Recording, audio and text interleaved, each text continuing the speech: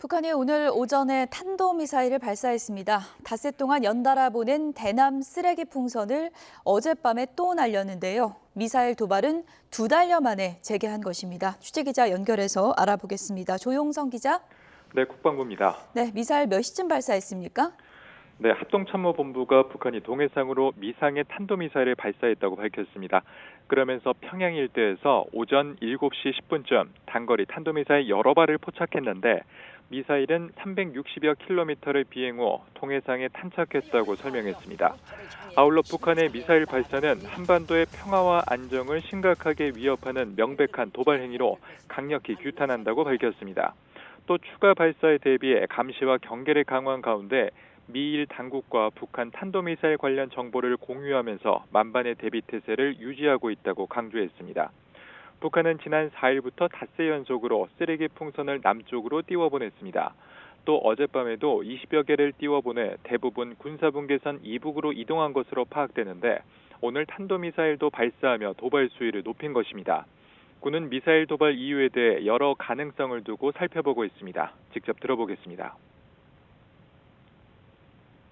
단거리 탄도미사일 도발은 최근에 우리 연합연습, 쌍용훈련에 대한 반발, 또 러시아 수출을 위한 테스트 목적으로 했을 수 있고, 쓰레기 풍선은 풍향이 맞지 않는데도 어제 위에서 부양하는 것으로 보고 있습니다.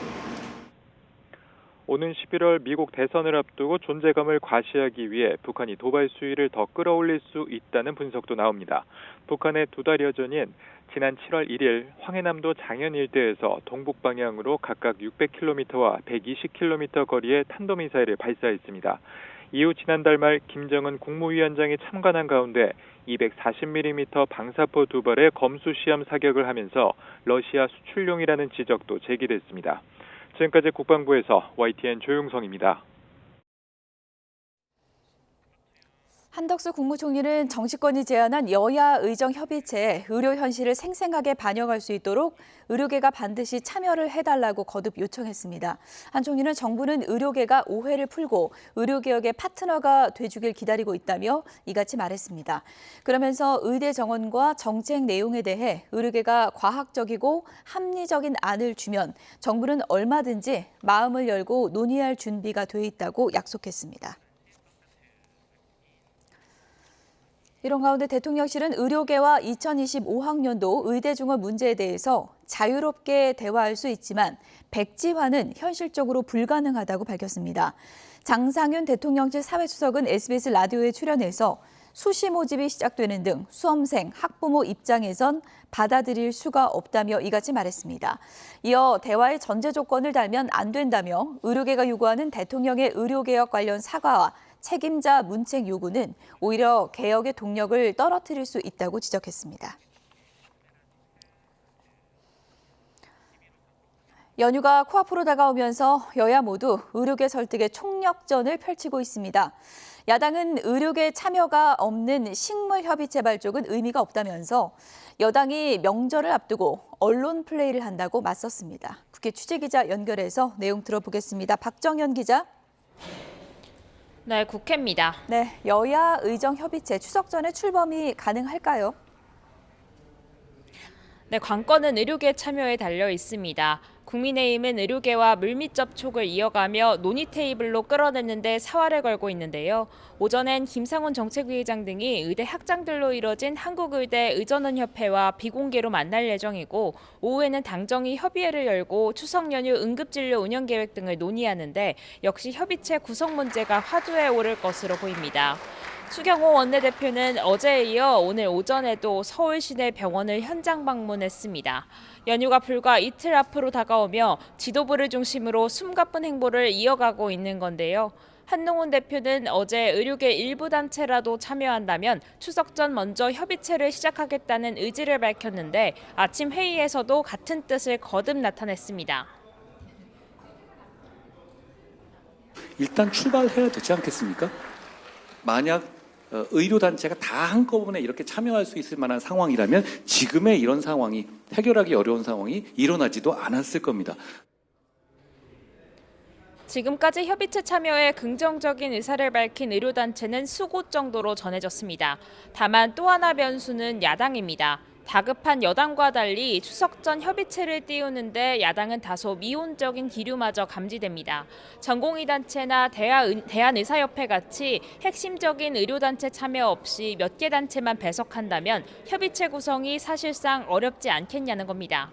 민주당 관계자는 YTN과 통화에서 괜히 일부 단체만 먼저 참여했다가 의료계 내부 분열로 이어지면 문제가 더 꼬일 수 있다며 2025년 의대 정원 문제를 둘러싼 여권 내 입장차부터 해결하는 게 먼저라고 꼬집었습니다.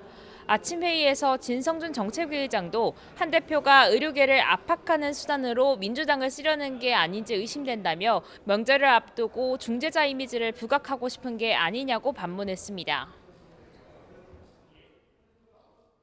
한동훈 대표와 국민의힘은 이미지 정치에 골몰할 것이 아니라 실질적인 대화와 타협을 이끌 근본 대책부터 고민해야 합니다. 민주당은 오전 서울의대 그리고 서울대병원 교수 비상대책위원회와 함께 긴급 간담회를 열었습니다. 이 자리에선 의료계와 한 목소리로 정부가 2025년 의대 증원 문제에 조정 여지를 열어놓지 않는 한 협의체 참여가 어렵다고 입을 모았습니다. 대통령실도 여당과는 다소 온도차가 있습니다. 장상윤 사회수석은 SBS 라디오 인터뷰에서 어느 정도 의료단체가 참여하기로 결정되면 먼저 출범하는 것도 방법이 될 수 있다며 한 대표 의견에 긍정적인 반응을 보였습니다. 다만 2025년 정원 조정은 사실상 불가능하고 대통령이나 정부 사과 등은 어렵다고 선을 긋고 있는 만큼 협의체가 실제 추석 전에 출범할 수 있을지는 지켜봐야 하는 상황입니다. 네, 국회 대정부 질문은 오늘 마지막 날인데요. 어떤 부분이 쟁점이 될까요? 네, 오늘은 국회 교육사회문화 분야 대정부 질문이 이어집니다. 한덕수 국무총리와 이주호 교육부 장관, 조규호 보건복지부 장관 등이 참석할 예정입니다. 전국 최대 현안인 의료개혁 문제에 질의가 집중될 것으로 보입니다. 야당 의원들은 의료공백 사태 장기화에 대한 정부의 책임론을 따질 것으로 보입니다. 특히 추석 연휴를 앞두고 떠오른 응급의료 대란 우려를 고리로 파상 공세가 예상됩니다. 여당 의원들은 의료개혁 당위성을 강조하는 한편 응급실 뺑뺑이 등 문제에 정부 대응을 점검할 것으로 보입니다. 이와 함께 최근 뉴라이트 논란이 불거진 김문수 고용노동부 장관의 역사인식 문제 등도 거론될 것으로 보입니다. 지금까지 국회에서 YTN 박정현입니다. 김건희 여사의 명품백 수수 의혹은 불기소로 가닥을 잡았지만 도이치모터스 주가 조작 의혹 검찰 수사는 계속 이어지고 있습니다. 오늘 주가 조작 사건 관계자들의 항소심 선고가 오후에 내려지는데요. 이 선고 결과가 김 여사 수사에도 영향을 줄 것으로 보입니다. 김태원 기자입니다. 도이치모터스 주가 조작 사건으로 기소된 권오수 전 도이치모터스 회장 등 관련자들에 대한 2심 선고가 열립니다. 권 전 회장은 지난 2009년부터 2012년까지 주가 조작 선수들과 증권사 임직원 등과 공모해 도이치모터스 주가를 조작한 혐의로 기소돼 1심에서 징역 2년에 집행유예 3년, 벌금 3억 원을 선고받았습니다. 이 재판이 특히 주목받는 건 김건희 여사가 해당 주가 조작에 가담했는지를 검찰이 들여다보고 있기 때문입니다. 관건은 김 여사와 마찬가지로 주가 조작에 계좌가 동원된 전주 손모 씨의 혐의가 법원에서 유죄로 인정되느냐입니다. 손 씨는 1심에서 무죄를 선고받았지만 검찰은 2심 재판 과정에서 손 씨에게 방조 혐의를 추가하고 징역 3년을 구형했습니다. 직접 가담하지는 않았더라도 주가 조작이 이루어진다는 걸 알면서도 자금을 대는 등 범행을 수월하게 만들었다는 겁니다. 손 씨가 방조 혐의로 유죄를 선고받는다면 역시 전주로 의심받아온 김 여사에 대한 검찰 수사도 영향을 받을 수밖에 없습니다. 검찰은 항소심 결과를 분석해 김 여사에 대한 최종 처분 방향을 결정한다는 방침입니다.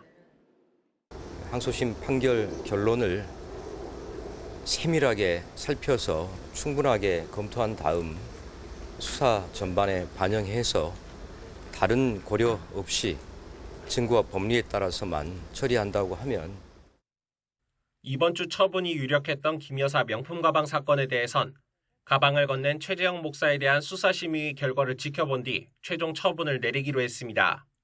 수사심의 절차가 진행되는 속도를 고려하면 추석 연휴 이후로 처분 시점이 미뤄진 셈인데 김 여사부터 먼저 처분해서 일어나게 될 공정성 논란을 차단하기 위한 조치로 풀이됩니다. YTN 김태원입니다.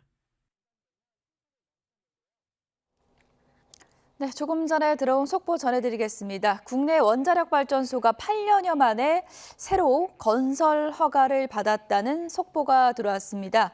경북 울진에 지어질 예정인 신한울 3, 4호기인데요.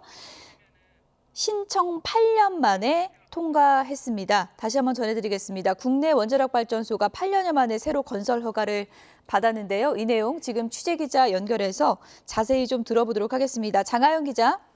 네, 과학기상부입니다. 네, 신한울 3, 4호기 건설 허가 신청 8년 만에 통과했군요. 네, 그렇습니다. 조금 전 원자력안전위원회가 신한울 3, 4호기 건설 허가 안건을 심의 의결했습니다.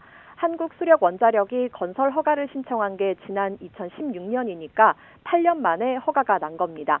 신한울 3, 4호기는 건설허가 신청 이듬해인 2017년 문재인 정부의 에너지 전환 로드맵에 따라 건설 사업이 중단되며 심사를 멈췄는데요. 윤석열 정부가 들어선 뒤 지난 2022년 심사가 재개됐습니다. 원안위는 지난 2년 동안 원전 구조와 설비가 적합한지, 국민 건강과 환경에 해롭지 않은지, 가동 연한인 60년 후 해체 계획은 적합한지 등을 평가했는데요. 오늘 건설에 문제가 없다고 확인했습니다. 이 지진학적이나 지질학적으로 재해를 발생시킬 수 있는 요인이 발견되지 않았고 핵연료와 노심 설계 등 주요 설비 안정성도 확인했다고 밝혔습니다. 국내에 원자력 발전 건설 허가가 난 건 2016년 신고리 5, 6호기, 지금은 세울 3, 4호기로 이름이 바뀌었는데 이 현재 건설 중인 이 원전 허가 이후 8년 3개월 만입니다. 이번에 건설되는 원전은 3세대 가압경수로인 APR-1400 노형으로 앞서 국내에 6기가 같은 노형으로 건설됐습니다.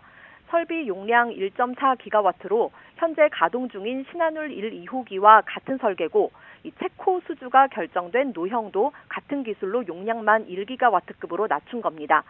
신한울 3, 4호기의 완공은 2032년에서 2033년 사이가 될 걸로 보이는데 건설 허가 즉시 공사에 들어갈 수 있도록 현장에서는 이미 터닫기 작업이 진행 중인 걸로 전해집니다.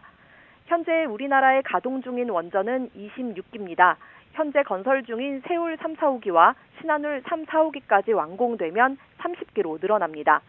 정부는 지난 6월 발표한 제11차 전력수급 기본계획에서 세울 3, 4호기와 신한울 3, 4호기는 확정 설비로 간주하고 이외에 원전 4기를 추가로 짓겠다고 밝히기도 했습니다. 지금까지 과학기상부에서 YTN 장하영입니다.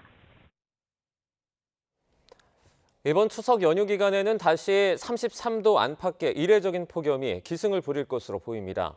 한가위 보름달은 대부분 지역에서 구름 사이로 볼 수 있을 전망인데요. 취재기자 연결해서 자세한 추석 연휴 기상 전망 알아보겠습니다. 정혜용 기자. 네, 정혜윤입니다. 네, 추석 연휴 기간에 이례적인 폭염이 기승을 부릴 것이라는 기상청의 전망이 나왔죠? 네, 그렇습니다. 조금 전 11시에 기상청에서 브리핑을 열고 이번 추석 연휴 기간 날씨에 대해서 설명했습니다. 우선 요약하면 이번 추석 연휴 기간에는 33도 안팎의 이례적인 폭염이 기승을 부리고 추석 당일 한가위 보름달은 구름 사이로 볼 수 있을 전망입니다. 기상청은 이번 추석 연휴 기간 전국 기온이 33도 안팎까지 크게 오르면서 다시 예년보다 더운 날씨가 찾아오겠다고 밝혔습니다. 한반도 상공으로 더운 고기압이 자리한 가운데 중국에 상륙하는 13호 태풍 버빙카에서 뜨거운 열기가 유입되고 또 남쪽 해상에서 지속적으로 수증기가 공급되기 때문인데요. 서울 낮 기온이 연휴 기간 최고 32도까지 크게 오르고 밤사이 열대야도 지속할 전망입니다. 본격적으로 추석 연휴가 시작하는 토요일에는 경기 북부를 중심으로 또 일요일에는 영동과 영남 등 일부 동쪽 지방에 비가 오겠습니다. 이후 추석을 전후해서는 대체로 구름이 많은 날씨가 예상됩니다.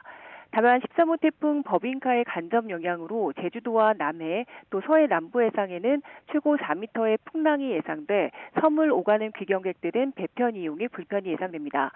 추석 당일에는 구름이 점차 걷히면서 한가위 보름달은 전국에서 볼 수 있겠는데 서울에서는 오후 6시 17분에 한가위 보름달이 떠오를 전망입니다. 지금까지 과학기상부에서 YTN 정혜윤입니다.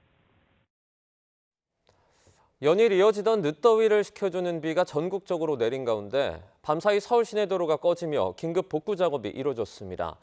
그런가 하면 동부간선도로에선 공사 중 철제 구조물이 무너져 내려 작업자 2명이 다치기도 했습니다. 밤사이 사건 사고 소식 배민혁 기자입니다. 삼거리 도로 한가운데 커다란 구덩이가 파여 있고 주변에는 아스팔트 조각들이 산더미처럼 쌓여 있습니다. 서울 제기동에 있는 도로에서 땅이 꺼졌다는 민원이 접수된 건 어젯밤 10시쯤. 민원을 접수한 관할 도로사업소 등은 중장비를 동원해 도로 주변을 파내고 곧바로 복구 작업에 나섰습니다. 차량 사고나 인명 피해로 이어지진 않았지만 한때 도로 일부가 통제되기도 했습니다. 구멍은 가로 0.6m, 세로 0.9m에 깊이 1m 정도 규모였던 것으로 알려졌습니다. 관계당국은 땅이 꺼진 정확한 원인을 조사하고 있습니다. 엿가락처럼 휘어진 철제 구조물 옆으로 차들이 아슬아슬하게 지나갑니다. 비슷한 시간, 서울 동부간선도로 수락고가차도에서 방음터널 철거 공사 도중 철제 구조물이 무너져 내렸습니다. 처음에는 순찰차 2대가 이렇게 가더라고요. 그래서 저는 무슨 사고가 난 줄 알았어요. 근데 그 중앙에 있는 철골들이 다 무너져 있는 거. 이 사고로 작업하던 남성 2명이 다쳐 병원으로 옮겨졌는데 다행히 생명에는 지장이 없는 것으로 파악됐습니다. 경찰 등 관계기관은 고소작업차를 이용해 방음터널을 철거하다가 사고가 난 것으로 보고 정확한 경위를 조사하고 있습니다. YTN 배민혁입니다. 오늘 새벽 1시 반쯤 충남 보령시 웅천읍 해안도로에 주차된 차량에서 불이 났습니다. 소방당국은 차량의 소유주인 40대 남성 A씨가 자신의 차에 불을 지르고 스스로 신고했다고 설명했습니다. 이후 A씨는 가족에게 인계됐지만 인근 해수욕장 방파제에 갔다가 테트라포드 사이로 빠지면서 다쳐 병원으로 이송됐습니다. 지난 3일 강릉에서 2명이 숨진 화물차 추락 사고와 관련해 처음 추돌 사고를 낸 20대가 음주운전을 한 것으로 드러났습니다. 강릉경찰서는 국립과학수사연구원이 승용차 운전자 20대 A씨의 혈액을 분석한 결과 혈중 알코올 농도가 면허 취소 기준을 넘었다고 밝혔습니다. 경찰은 A씨를 교통사고 처리 특례법상 치사 혐의로 입건하고 치료가 끝나는 대로 사고 경위를 조사할 계획입니다. 지난 3일 오전 6시 40분쯤 강릉대교에서 A씨가 뒤에서 들이받은 차량이 튕겨나가면서 화물차와 부딪혔고 그 충격으로 화물차가 10여 미터 다리 아래로 추락해 70대 화물차 운전자와 동승자가 숨졌습니다. 지난해 서울 신림동에서 흉기 난동을 벌여 4명의 사상자를 낸 조선의 무기징역이 확정됐습니다. 대법원은 오늘 살인 혐의 등으로 구속 기소된 조선에 대해 무기징역과 30년간 위치 추적 전자장치 부착 명령을 선고한 원심 판결을 확정했습니다. 대법원은 양형 조건이 되는 사정들을 살펴보면 무기징역을 선고한 게 부당하지 않고 재범 위험이 있다고 보고 전자장치를 부착을 명령한 원심의 판단에는 잘못이 없다며 조선의 상고를 기각한 이유를 설명했습니다. 대학가 원룸촌에서 마약을 제조해 판매하거나 투약한 혐의를 받는 외국인 125명이 붙잡혔습니다. 취재기자 연결해서 알아보겠습니다. 윤현숙 기자. 네, 사회부입니다. 판매와 투약을 넘어서 국내 대학가에서 마약 제조까지 한 외국인 조직이 적발됐다고요? 네, 대학가 원룸촌에서 마약을 제조하고 텔레그램을 통해 판매한 외국인 마약 유통 조직과 투약자들이 대거 검거됐습니다. 경기 남부경찰청 마약범죄수사대는 마약류 관리법 위반 혐의로 외국인 125명을 검거해 이 가운데 12명을 구속했습니다. 이들은 지난 3월부터 6개월 동안 경기와 인천, 충남 일대에서 마약류를 제조해 판매하고 투약한 혐의를 받습니다. 이번에 검거된 외국인 마약 유통 조직은 텔레그램을 통해 조직원을 모집하거나 마약을 유통했는데 홍보책과 배포책 등 역할을 나누어 조직적으로 범행한 것으로 조사됐습니다. 또 일부 피의자는 대학가 원룸에서 마약류를 직접 제조하기도 했는데 원룸촌에서 마약을 만들다 마약 합성물이 폭발해 피의자가 크게 화상을 입는 사고가 발생하기도 했습니다. 최근 외국인 마약 사범들은 단순 판매와 투약을 넘어 이렇게 마약 제조까지 국내에서 하고 있는 실정입니다. 한적한 농가와 외딴 섬에서 마약류를 제조했던 과거와 달리 최근에는 도심 주택가에 이어 대학가 원룸촌에서도 마약 제조가 이루어지고 있는 것으로 드러나 외국인들의 마약 범죄가 갈수록 대담해지고 있는 것으로 나타났습니다. 경찰은 마약 거래 대금 23억 5천만 원을 환수 조치하고 해외에 체류 중인 총책과 홍보책에 대해 인터폴의 적색 수배 조치하는 등 추적하고 있습니다. 지금까지 사회부에서 YTN 윤현숙입니다. 대구 서문시장에서 생선을 파는 상인이 버려진 얼음을 재활용하는 모습이 인터넷 커뮤니티에 올라왔습니다. 버려진 테이크아웃 잔에 남은 얼음을 생선 아이스박스에 채워 넣은 건데 이를 두고 인터넷 게시판이 뜨겁습니다. 고민석 기자입니다. 백발이 성성한 상인이 쓰레기통에서 무언가 받아갑니다. 손님들이 음료를 마시고 버린 일회용 플라스틱 컵입니다. 곧장 가게로 향한 상인은 배수구에 얼음을 따라 붓습니다. 잠시 후 바닥에 떨어진 얼음을 긁어 모아 바가지에 옮겨 담습니다. 그러고는 바로 옆 생선 아이스박스에 얼음을 채워 넣습니다. 버려진 얼음을 생선 냉장용으로 재활용한 겁니다. 이 같은 행위는 하루에 그치지 않았습니다. 누군가 마시다 버린 커피 테이크아웃 잔도 가져와 비닐을 뜯어낸 뒤 남은 얼음을 아이스박스에 옮겨 붓는 모습도 찍혔습니다. 지난 4월과 5월 대구 서문시장 생선 가게에서 벌어진 일입니다. 누리꾼들은 아무리 아까워도 침과 이물질이 섞인 얼음을 재활용하는 건 상식 밖이라며 구청 신고감이라고 혀를 내둘렀습니다. YTN 권민석입니다. 미국 공화당 대선 후보인 도널드 트럼프 전 대통령은 경쟁자인 카멀라 해리스 부통령의 지지를 선언한 팝스타 테일러 스위프트를 향해 시장에서 대가를 치를 것이라고 말했습니다. 트럼프 전 대통령은 현지 시간 11일 폭스뉴스 인터뷰에서 자신은 테일러 스위프트 팬은 아니라고 말했습니다.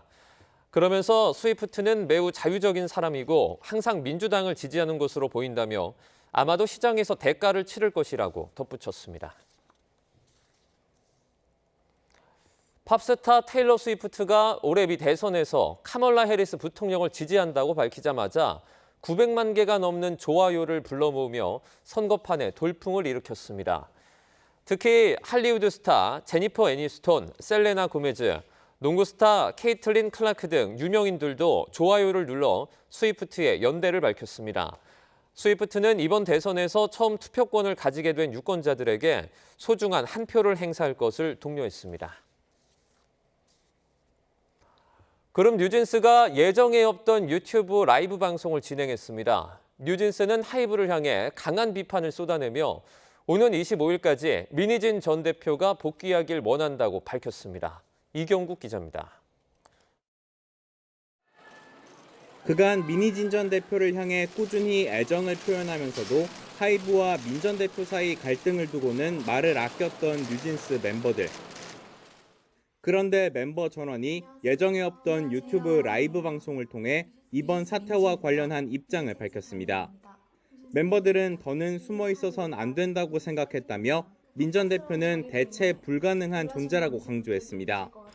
저희는 저희 꿈을 위해 노력하고 있었을 뿐인데 저희가 뭘 잘못했나요? 대표님 너무 불쌍하고 그리고 하이브가 그냥 비인간적인 회사로만 보여요. 어도어 새 경영진을 향해서도 강한 비판을 쏟아냈는데 팬들을 위해 미공개 영상을 올리던 유튜브 바니수 채널을 두고 빚어진 논란을 직접 언급하기도 했습니다. The content that we released solely for our fans, for our bunnies, was instantly erased. 대표님께서 해임되시고 일주일 만에 지금까지 함께 온 감독님과 더 이상 작업을 할 수 없게 되었고 하이브와 어도어 새 경영진을 따라가고 싶지 않다는 의미심장한 말도 남겼습니다. 저는 그 사람들이 속한 사회의 가치에 순응하거나 동조하거나 따라가고 싶지 않고 멤버들은 25일까지 민 전 대표의 대표직을 포함해 어도어를 원래대로 되돌려 놓으라며 사실상 최후 통첩을 보냈습니다. 방 회장님 그리고 하이브는 25일까지 어도어를 원래대로 복귀시키는 현명한 결정을 해주시기 바랍니다. 하이브는 별도의 공식 입장을 내지 않았지만 내부에선 당황한 기색이 역력합니다. 일각에선 이미 하이브가 경영과 제작을 분리해야 한다는 원칙을 밝힌 데다 민 전 대표의 경영권 탈취 시도가 명백하다고 보고 있는 만큼 멤버들의 요구사항이 관철되기는 쉽지 않을 거란 관측이 나옵니다. YTN 이경국입니다.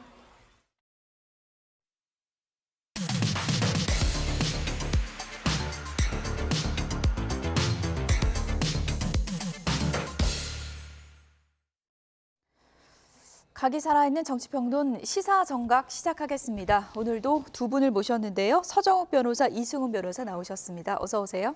안녕하세요. 네. 첫 번째 주제어 확인해 보겠습니다. 보여주시죠.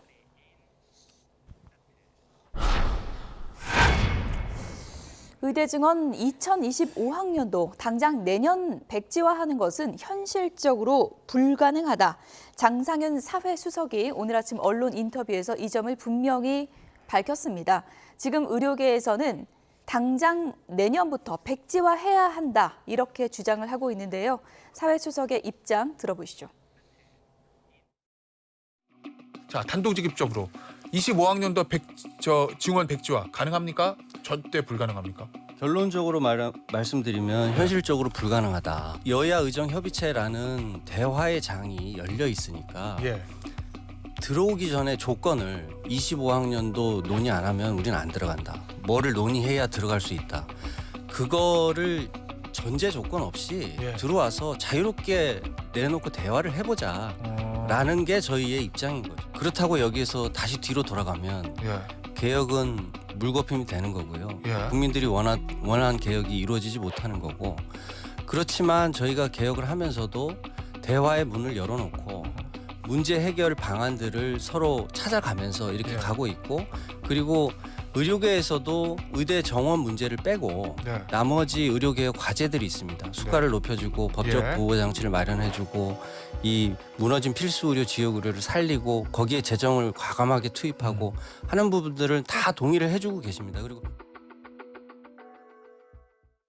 네, 여야 의정 협의체 여기에 이제 의료계가 참여하는 게 이제 중요하고, 의료계에서는 2025학년도 내년부터 백지화 안 하면 그거 논의 안 하면 우린 들어갈 수 없다라는 입장이잖아요. 지금 대통령실에서 밝힌 입장은 한동훈 대표, 그러니까 2025년도도 같이 논의할 수 있다라고 얘기하는 한동훈 대표 입장과는 좀 다른 것이어서 좀 혼선이 생길 것 같습니다. 그렇죠. 조금 다르죠. 한동훈 대표 같은 경우는 전제 조건 없이 대화를 해서 이 개혁안을 완성시키자 이런 차원인 것이고, 대통령실은 이미 수시보직까지 끝났기 때문에 2025년도는 불가하다. 그 다음 해부터 논의하자 이런 것이기 때문에 차이는 충분히 있고요. 의사협회라든가 의대 교수협회, 뭐 전공의들은 그렇다라고 한다면 전제 조건이 있으면 참여하지 않겠다는 거잖아요. 그래서 저는 한동훈 대표처럼, 그리고 야당의 의사처럼 이제는 전제 조건 없이 한번 만나서 얘기를 하고, 만약에 수능에 대해서 수시보직이 끝났기 때문에 안 됐다라고 한다면 의사들도 어느 정도 타협안이 나올 수 있는 거잖아요. 그런데 이 방안으로 들어와서 같이 회의 테이블에서 얘기를 해야 되는 것이지, 회의 테이블에 들어오기도 전에 그거는 안 돼라고 한다면 안 들어온다는 거거든요. 결국에는 유능한 정부가 되려고 한다면 의사협회라든가 의사단체들이 이렇게 반대함에도 불구하고 그것을 해결할 수 있는 능력을 보여줘야 되는데 그걸 못하고 있기 때문에 한동훈 대표나 야당이 좀 더 적극적으로 나서야 된다, 이렇게 생각됩니다. 어쨌든 대화 테이블에도 앉지 못하면 아무 의미가 없는 거니까 일단은 전제 조건 없이 만나자라는 게 한동훈 대표 뜻인데, 좀 당정 간의 목소리를 통일할 필요가 있다는 지적도 있는 것 같습니다. 그렇죠. 당하고 이제 이거 정이 대통령실하고 이제 이거 한동훈 대표가 좀 더 긴밀하게 소통하고, 그리고 이제 이거 원 목소리, 한 목소리를 내야 된다. 지금은 결이 좀 다르니까요. 그렇죠. 이런 건 이제 이거 필요하다고 저는 보는데, 일단 의사는요, 한마디로 이제 이거 환자를 떠나면 안 됩니다. 어떤 경우든, 그게 어떤 명분이든 환자를 떠나면 의사가 아니에요. 제가 이제 변호사, 회계사, 세무사, 중개사 한자를 보니까 그냥 단순하게 선비사자를 써요. 근데 의사 할 때 사자 있죠. 이거는 서성사자를 씁니다. 서성사자. 스승사자. 우리 변호사, 회계사, 중개사하고 사자가 틀려요. 한문을 한번 확인해 보세요. 그만큼 이게 그 서성입니다. 그런데 어떻게 환자를 떠납니까? 어떤 명분이든 뭐 어떤 아무리 좋은 명분이 있더라도 저는 환자 곁에는 들어와서 대화를 하면서 그렇게 요구를 하면, 그러면 이게 국민들을 믿으세요. 국민들이 합리적인 숫자 정해줍니다. 대통령이 2,000명 고집해도 국민이 500명이라면 500명이고 1,000명 1,000명이죠. 국민을 믿고 환자 곁으로 일단 돌아오시라, 이렇게 저는 권합니다. 네, 지금 뭐 응급실이 비상에 걸린 그런 상황에서도 일단 어제 나온 여론조사를 보면요. 여전히 국민의 상당수는 의대 정원을 늘려야 한다라는 주장에 동의를 하고 있습니다. 저희가 뭐 그래픽이 준비되면 잠시 뒤에 구체적인 수치도 좀 소개를 해드릴 텐데요.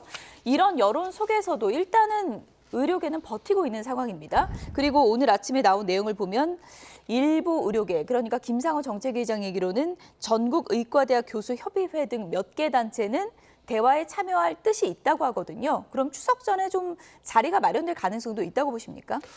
조금 어려울 것 같아요. 아직은 정부가 진정성 있게 대화를 하지 않는다라고 생각되고, 예를 들어서 2025학년도 수시 모집이 됐기 때문에 2025년도는 고려할 수 없다라고 했잖아요. 그럼 좋습니다. 그러면 정부가 뭔가를 내놔야 되는 거거든요.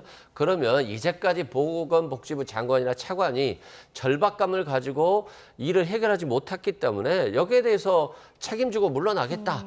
그 대신 여야 의정협의체로 들어와라. 이 정도의 뭔가 카드를 내놔야 되는데 아직까지도 의사단체들이 종합적인 너희들의 안을 가지고 와. 그러면 얘기해 줄게 라고 하니까 아직까지는 남 탓이거든요. 그래서 국정의 방향은 옳죠. 국민들 입장에서 보면 고령화되고 있고 7, 80대 그리고 100세 시대로 가고 있고 굉장히 의사들의 수요가 많은 상황이에요. 필요한 상황입니다. 그 지역에는 의사들이 없고 다 맞습니다. 그런데 문제는 수습을 잘해야 되는 거잖아요. 수습을 못하면 이건 유능한 정부가 아니고 무능하고 무책임한 정부거든요. 그래서 빨리 보건복지부 장관이나 차관을 경질시켜서라도 여야 의정협의체 의사단체들을 끌어들여라. 그리고 나서 합리적인 안을 도출해내라. 라고 말씀드립니다. 의료 단체도 지금 여러 개가 있기 때문에 각각 입장이 다르고요. 지금 이제 상황 보면은 전공의 대표, 박단 대표하고 이제 의협 회장은 상당히 좀 완강한 상황인 것 같거든요. 일부 의료계가 대화 테이블에 나왔다고 해도 거기서 합의를 했다가 해도 의료계가 뜻이 안 모이면 그게 무슨 소용이냐 이런 또 지적들이 있는 것 같습니다. 그런데 변호사 단체는 강제로 모든 변호사가 의무적으로 가입해야 돼요. 그건 이제 거의 공공단체입니다. 근데 의사는 그런 게 없어요. 그래서 여러 개 단체가 이제 있는 거고 아마 가장 강력하게 저항하는 거는 저는 전공의 단체라고 저는 보고 있거든요. 지금. 근데 좀 전에 이성훈 변호사님이 이걸 해결하려면 방향이 오르면요. 국민이 어디에다 힘을 실어줘야 됩니까? 의사단체에 힘을 실어줘야 됩니까? 아니면 대통령한테 힘을 실어줘야 됩니까? 그렇잖아요. 대통령이 방향이 틀리면 의사한테 힘을 실어주고 대통령이 방향이 오르면 대통령한테 여당이든 야당이든 국민이 힘을 실어줘야 타협할 수 있는 게 그게 생기잖아요. 대통령을 계속 비판하고 의사는 이제 겁나니까 수술하니까 그러면 이게 백지화 말고 답이 안 생기잖아요. 제 말은 저는 야당이 뭐 야당 탓할 건 아니지만 본인들도 문재인 정부 때도 정원하려고 했잖아요. 이미 YS 때부터 지금 몇십 년 됐습니까? 그때보다 의사 적어요. 인구가 1000얼마 늘었는데. 따라서 저는 좀 개혁에 힘을 실어줘야 된다, 야당도. 그런 논리는 이제 많은 분들이 공감하고 있지만 현실적으로 지금 의료계가 위기에 처해 있는 상황이고 응급실이 비상에 걸려 있기 때문에 대화의 장을 만드는 정치적 능력도 정부가 해야 될 일이니까요. 지금 어떤 걸 할 수 있다고 보십니까? 지금 이제 바로 논란 백지화 말고는 할 게 없잖아요. 백지화 말고는 내년부터. 예를 들어 뭐 장차관 경질 카드도 거론은 되고 그거로 있고요. 오겠습니까? 그거로 복귀하면 제가 대통령 만나서 차관 자르라고 끝까지 제가 대통령 만나고 있겠습니다. 그게 되겠습니까? 제 말은 그러면 백지화 못하면 또 10년, 20년 뭐 영원히 못하는 거죠. 어쨌든 이런 상황에서 의사 게시판에 올라온 여러 글들이 상당히 논란이 되고 있습니다. 지금 전공의들이 병원을 떠난 이 상황에서 의사 게시판에 이런 글들이 올라왔다고 합니다. 제가 내용을 다 읽지는 않겠습니다. 뭐 개돼지라는 발언도 있고요. 더 죽이면 이득이다. 이런 좀 끔찍한 발언도 있습니다. 다음 게시판도 보여주실까요? 근데 저런 발언들이 올라오고 많은 분들이 이제 경악을 하다 보니까 정부에서 수사 의뢰를 했거든요. 수사 의뢰하면 저 작성자를 찾는 겁니까? 작성자는 충분히 찾을 수 있고요. 왜냐하면 의사들만이 가입할 수 있는 그런 SNS이기 때문에 거기에 대해서 누가 저런 말을 했는지 알 수 있을 것 같아요. 다만 저 말 자체를 가지고 형사처벌하기는 쉽지 않을 것 같아요. 그래서 좀 아쉬운 부분은 있지만 다만 그 의사들 중에서 예를 들어서 어떤 의사가 지금 전공의로서 활동을 하고 있고 영업을 하고 있고 저 사람이 나쁜 사람이다라든가 그 사람의 인적 사항을 공개한다든가 심지어 뭐 애인의 인적 사항까지도 공개했다는 얘기들이 있거든요. 이건 이제 개인정보보호법을 위반한 것이고 또 스토킹법을 위반한 것이거든요. 그리고 또 어떠한 일을 하고 있는 군의관이나 전공의를 향해서 모욕하거나 협박을 하면 모욕죄나 협박죄로도 될 수 있습니다. 그래서 이런 부분에 대해서는 수사가 돼서 아마 진행이 될 것 같은데 문제는 우리 한국민들을 조선인이라고 폄하한다거나 뭐 더 죽어버렸으면 좋겠다라거나 뭐 추석 명절에 의료 대란이 일어났으면 좋겠다라 이건 사실상 처벌이 어렵기 때문에 실은 처벌이 어려워서 형사처벌이 어렵다 할지라도 의사들이 자신 스스로를 고립화하는 굉장히 잘못된 표현 방식이거든요. 그래서 이런 부분들은 결국에는 국민들의 민심과 멀어지는 것이기 때문에 저런 행동을 하면 안 된다라고 말씀드리고요. 윤석열 대통령이 정부 소관이란 말을 했잖아요. 이거 굉장히 위험한 말이거든요. 여당과 함께 가고 야당을 자기 편으로 만들고 그러면 국민들이 따라오는 거잖아요. 근데 여당 대표한테 정부 소관이라고 하면 여당도 필요 없고 야당도 필요 없고 국민을 등지는 건데 이렇게 해서 어떻게 의료 개혁을 해 나갈 수 있죠? 이게 지금 정부의 가장 큰 문제라고 생각됩니다. 저는 저런 일종의 뭐 폐륜 발언이라고 할 수 있을 정도로 경악스러운 그런 발언들인데 물론 저 글들이 대다수의 의사의 생각은 아닐 거고 극히 일부라고 생각은 하고 싶지만 몸값이 우리가 응급실 비상 상황일수록 올라간다. 이런 글들이 나오는 걸 보면 지금 밑바닥 의료계의 인식이 우리가 좀 협의가 상당히 힘든 게 아닌가 이런 또 걱정도 들더라고요. 어떻게 보셨어요? 제가 조금 전에 이거 의사할 때 그 사자가 서성사자라고 이게 서성이라는 분이 올릴 수 있는 글들입니까? 정말 저는 뭐 다는 아니겠지만 일부겠지만 정말 근데 그 공부밖에 모르는 우리 의대 가려면 전교일등 해야 돼요. 전국 의대 다 하고 서울 공대 간다 이런 말도 있었잖아요. 공부만 잘하면 이게 그 인간이 됩니까? 공부만 잘하면 이게 됩니까? 저는 의술은 서성사자를 쓰지만 우리 히포크라테스 선서를 보십시오. 성스러운 직업입니다. 근데 이런 이게 글들을 올린다는 거 정말 저는 이제 그 실망스럽고요. 이런 게 부메랑이 돼요. 의사들은 안 아픕니까? 의사들 가족 안 아픕니까? 우리 일반 의사 없는 가족 아픕니까? 본인들이 아플 수 있고 본인들 가족이 부모가 아들이 아플 수 있는 거예요. 다 같이 이걸 공감해야 되고 이걸 물론 요구하는 거 자기들도 이게 직업인이니까 뭐 요구하는 까지는 이해합니다. 우리 변호사 갑자기 2배 늘 때 우리 힘이 없으니까 요구 못했어요. 변호사 없어도 당장 안 죽잖아요. 갑자기 2배로 늘었어요. 1000명에서 2000명으로. 그래서 의사들이 갑자기 2000명 넣으니까 아무래도 이게 밥그릇 뭐 자기 줄 수 있겠죠. 거기까지 이해합니다. 그렇지만 이제 그 국민의 환자의 건강을 생각하면서 좀 이게 절실하게 협상에 대화를 풀려고 노력을 해야지. 이런 글들을 올린다는 거는 정말 이게 문제이고 저는 수사를 해야 된다 봐요. 네, 지금 뭐 그래픽으로 의대 증원에 대한 여론조사 결과도 나오고 있고요.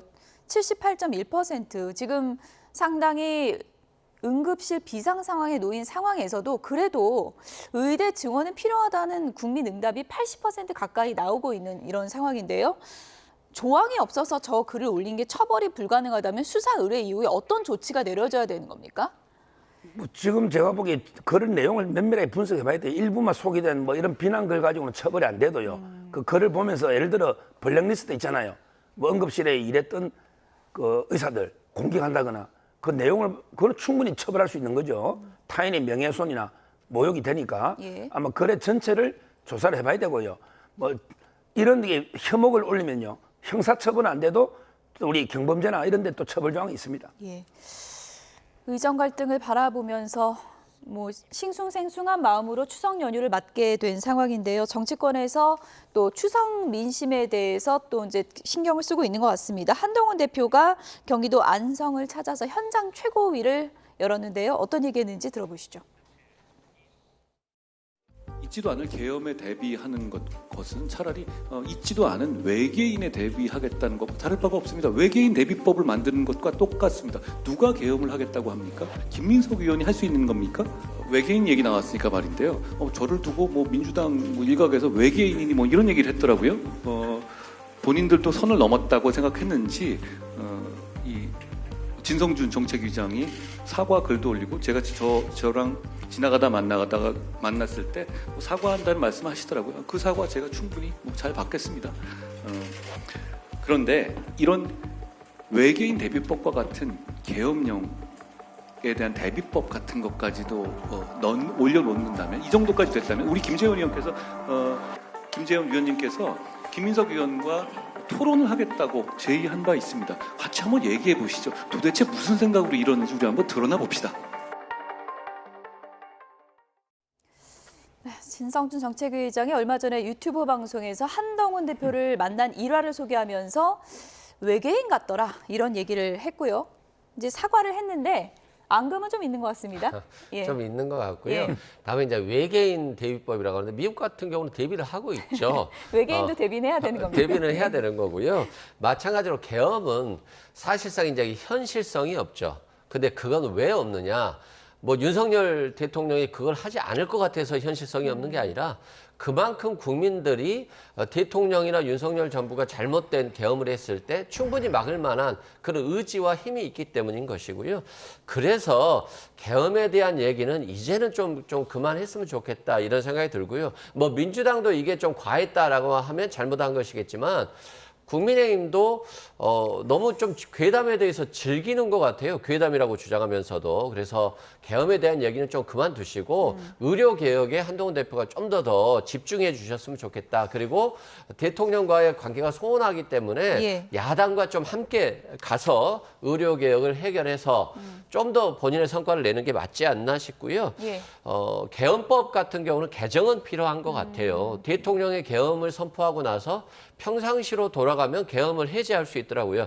이거 너무 추상적이거든요. 그래서 이루어질 수 없다라고 생각할지라도 법에 대한 개정은 좀 필요해 보입니다. 예. 계엄에 집중하지 않으려 해도 민주당이 이제 계속 얘기를 하니까 집중을 안 할 수가 없는 그런 상황인 것 같은데, 계엄 토론 김민석 최고위원이 하자고 해서 김재원 최고위원이 받겠다고 했는데 김재원 최고위원하고 내가 왜 하냐 이렇게 답변을 했거든요. 한동훈 대표가 지금 해보자 했는데 민주당이 받을 것 같으세요? 지금 이제 김민석 의원은 대통령하고 하자고 했잖아요. 대통령하고 하자고 한 겁니까? 그래. 예. 그러니까 이게 기억이 맞습니까? 뭐 본인이 수석 최고라고 수석이 붙을지 몰라도 김재원 의원도 이게 최고위원 아닙니까? 뭐 저는 최고위원끼리 하든지 아니면 수석끼리 하려면 장동혁 최고위원하고 장동혁 판사 출신이거든요. 두 분이 하든지 이러면 되고요. 지금 이 계엄을 계속하는 게 뭐냐? 한마디로 이제 그 이재명 대표 선고가 10월 달에 11일 노잖아요. 저는 사전에 그 재판에 좀 불복과 그다음에 지금 대통령 탄핵 준비 의원들 12명 그 모임이 출발했습니다. 예. 대통령 탄핵까지 염두에 두고 그렇다면 이게 사회를 공포 분위기 혼란으로 대혼란을 몰고 와야 되잖아요. 탄핵하려면 그걸 위한 의도로 계속 이 가짜 뉴스를 퍼뜨리는데 이거야말로 망상 중에 망상입니다. 저는 빨리 지금도 김민석 수석최고 그 형이 그 촛불 행동을 하고 있어요. 형이 탄핵 집회를 따라서 지금이라도 저는 빨리 그 계엄 공포하게 접어야 된다 이래 봅니다. 국민의힘에서는 오는 10월 이재명 대표 1심 선고 앞두고 재판 불복을 대비하는 거 아니냐 이런 의혹을 계속 불지피고 있는데 이것도 외계인 같은 겁니까? 어떤 겁니까? 근데 이제 뭐 이런 것들 그러니까 정부에 대한 신뢰도가 너무 떨어진 거예요. 정부가 뭘 해도 국민들이 반응하지 않은 거예요. 경제도 안 좋죠. 뭐 개혁하고 있다라고 하는데 의료 개혁이 안 되고 있죠. 그리고 연금 개혁에서 여야가 좀 어느 정도 합치를 봤는데 대통령이 또 좀 멀어지고 있죠. 그래서 개혁이라고 하는 것도 좋습니다만 그 개혁을 해나가는 과정 그리고 그 개혁 과정에 있어서 개혁이 되지 않았을 때 이걸 수습하는 과정들이 필요한 것인데 모든 것을 대통령이 주관하고 있고 장차관들이 제대로 자신의 전문가로서의 의견을 제시하는 건지 아니면 대통령이 하라는 대로 했기 때문에 어떤 경질이라든가 뭐 아무것도 못하는 건지라는 점에서 지금 윤석열 정부의 무능과 무책임이 프레임으로 되고 있잖아요. 서로의 우려를 외계인이라고 이제 지칭하는 것 같은데요. 뭐 둘 다 뭐 현실이 되면 안 되는 그런 시나리오겠죠. 다음 키워드로 넘어가 보도록 하겠습니다. 김건희 여사 모습이 보이네요. 저곳은 마포대교라고 하는데요. 마포대교를 간 이유가 뭘까요? 관련 화면부터 좀 보여주실까요? 네, 세계 자살 예방을 날을 맞아서 김건희 여사가 서울 마포경찰서 용강지구대 근무자들과 함께 마포대교 도보 순찰을 했습니다. 마포대교가 마포구 용강동과 영등포구 여의도동을 잇는 한강 교량인데요. 투신 자살 사례가 한강 다리들 중에 가장 많아서 자살 명소다 그런 불명예가 있는 다리이기도 합니다. 이곳을 찾아서 김건희 여사가 자살 예방의 날을 맞아 이곳을 찾았는데요. 어떻게 보셨습니까? 이런 행보가 영부인이 흔히 할 수 있는 행보라고 보시나요? 어떻게 보십니까? 저는 아주 긍정적으로 보고요. 긍정적이다. 상당히 박수를 치고 싶습니다. 우리 극단적인 선택 자살이라 이게 우리나라하고 북한이요. 전 세계에서 2등, 3등이에요. 2등, 3등. 정말 그게 심각한 사회 병리입니다. 이런 걸 대통령이 모든 행사를 다 챙길 수는 없잖아요. 이런 부분은 영부인이 충분히 활동할 수 있다. 우리 사회에 소외되고 어렵고 힘들고 이런 분들에게 영부인이 따뜻한 손길이 필요하거든요. 예. 그리고 요즘은 또 교육 문화라든지 이런 데 영역에서는 대통령이 필요합니다. 영부인. 저는 앞으로 더 당당하게 공개 활동을 많이 하시라 이렇게 보고, 야당은 틈만하게 약한 고리라고 생각하는지 계속 가짜뉴스나 괴담으로 영부인을 공격하는데, 그런데 저희가 주눅 전에 들어서는 안 되고요. 저는 앞으로 더 떳떳하게 당당하게 공개 활동하시라 이렇게 권합니다. 자맹을 이어가도 뉴스가 되는 것 같고 저렇게 또 어딘가를 행보를 해도 뉴스가 커지는 것 같은데, 오늘 박찬대 원내대표는 관련 뉴스에서 경청, 조치, 개선 이런 단어가 나왔다면서 사실상 대통령 행보 아니냐 이렇게 또 비꼬았더라고요. 그러니까요. 대통령 후보 시절에 자신은 내조에 전념하겠다, 사과했다 이랬잖아요. 그런데 왜 당신은 지금 행동하고 있어, 이런 활동하고 있어 라고 비난하는 것은 저는 적절치는 못하다고 생각해요. 그러나 대통령의 부인이 선거 때는 안 나오고 수사 받을 때는 안 나오고, 그리고 선거 끝나고 수사 끝나면 그냥 소리 소문 없이 또 나와서 공개 활동하고, 이런 것들이 본인 스스로도 좀 잘못됐다거나 또는 부끄럽다거나 활동하면 국민들이 싫어한다는 걸 아는 거잖아요. 그렇다고 한다면 이런 것들을 끊어줘야 되는 거잖아요. 그러면 김건희 여사가 정말 저번에 문자 이십 논란에도 나왔듯이 사과를 하던가, 아니면 대통령이 진심으로 사과를 하던가 해야 되는데 어물쩍하게 넘어가는 경우가 있어요. 그래서 명품백이 아니라 파우치다, 박절하지 못해서 파우치를 받았다, 이거 자체가 국민을 굉장히 불편하게 하는 거거든요. 그러면 불편하고 싫은데 자꾸 대통령의 부인이 나오니까 국민들은 싫은 건데, 싫은 것을 끝내줘야 되는 거잖아요. 근데 진심도 없고, 그리고 사진도 자꾸 공개 활동을 하면 뭔가 좀 너무 예쁜 사진, 좋은 사진 이런 것만 내보내니까 뭔가 좀 불편한 거예요, 국민들이. 그래서 저는 진심으로 국민들께 사과하고 싶다면 사과를 하고 불편함으로써 해소해야 되는 것이지, 그걸 해소하지 않은 채 자꾸 국민들에 보여지는 건 비난을 받을 수밖에 없는 거예요. 예, 어쨌든 김건희 여사가 최근에 추석 앞두고 광폭 행보를 이어가고 있다 이렇게 볼 수 있을 것 같은데요. 여야의 엇갈린 시각도 좀 들어보시죠. 복귀하라는 전공인은 안 돌아오고 오지 말라는 김건희 여사는 돌아오는구나. 이것이 윤석열 정부의 문제를 아주 핵심적으로 요약한 거 아닌가라는 생각이 듭니다. 연예인도 이거보다는 길게 자숙한다. 네. 연예인도 이거보다는 길게 자숙하는데 대통령 영부인이라고 하는 분이 이렇게 부적절한 행동을 하고, 저는 범죄에 가깝다고 보는데 이렇게 빨리 복귀한다? 이거 너무 염치 없고 너무 얼굴이 두꺼우신 거 아닙니까?